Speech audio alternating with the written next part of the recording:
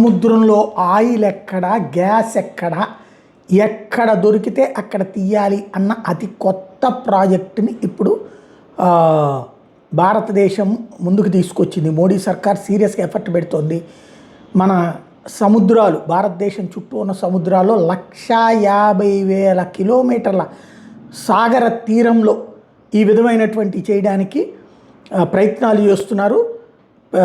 Surveys విపరీతంగా చేస్తున్నారు. Massive సెసిమిక్ surveys Bengal, Purnia ప్రాంతాల్లో, మహండి ప్రాంతంలో, కృష్ణా గోదావరి ప్రాంతంలో, కావేరీ ఏరియాలో, అట్లాగే అండమాన్ బేసిన్స్లో లక్షల కిలోమీటర్ల మేర ఈ ప్రయత్నాలు చేస్తున్నారు. ఇవి కనుక సక్సెస్ అయితే అద్భుతమైనటువంటి అవకాశం వస్తుంది. అట్లాగే గ్యాస్కి సంబంధించి మయన్మార్, ఇండోనేషియాలో కూడా అక్కడ ఉన్నటువంటి భూముల్లో ఉన్నదాన్ని మనం వెలికి తీసుకునేటట్టు, అట్లాగే అండమాన్ రీజియన్లో కూడా గ్యాస్ నిక్షేపాలు ఉన్నాయి అన్నటువంటిది ప్రాథమికమైనటువంటి అంచనాలకు వచ్చారు.